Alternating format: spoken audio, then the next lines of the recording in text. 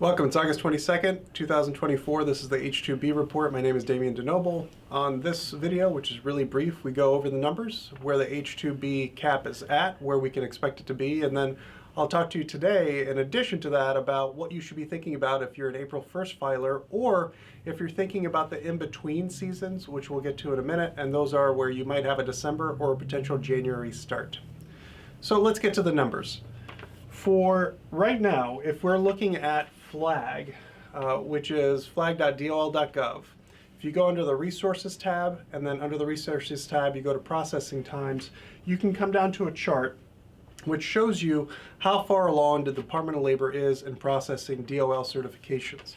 Remember, for each season, and right now we're in the October 2024-2025 season, so this is the first half of the fiscal year season for 2024-2025, 33,000 visas are officially available for the H2B program for new workers. With a float, which is something you'll learn about on this channel, I talk about it a lot.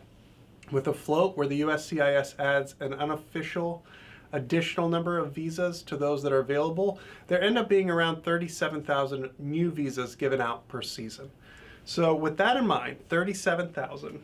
Right now, the Department of Labor has certified 22,673 workers for the coming season. So there's about 15,000 workers yet to be certified. So if you're certified now and you apply for a visa, you will get that visa, assuming that the USCIS approves it. The remaining number of workers right now from Group A and Group B, that being said, is at 20.5 thousand. So that means that not all of those workers are going to get through.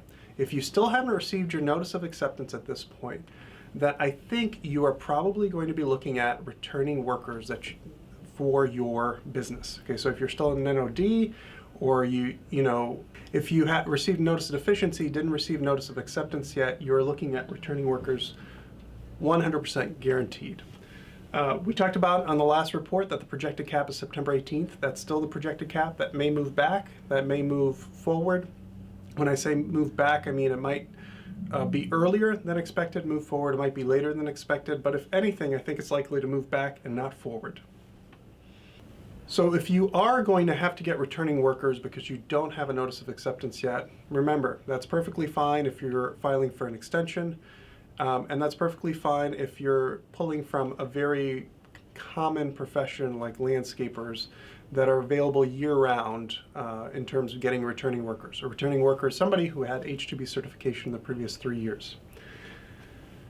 If you file July 7th through 13th, July 14th through 20th, and you have a notice of acceptance, because there's these other ones pending, you might also still be able to get a new worker if you got that notice of acceptance about a week or two ago. So if you look at July 7th through 13th, July 14th through 20, there's about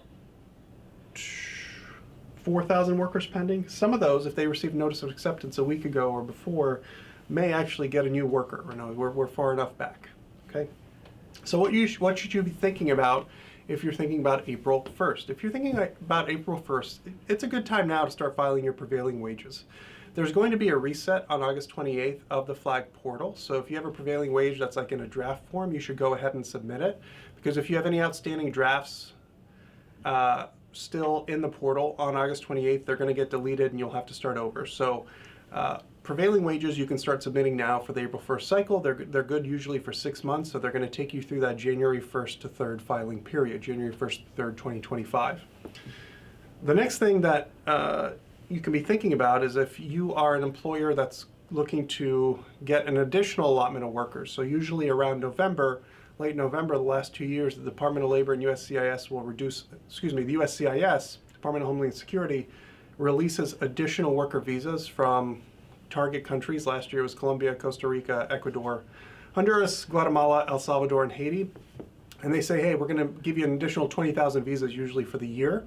Those visas are going to be available, and additional returning worker visas are going to be made available sometime in November for start dates, and they can be used for start dates in December, January, February.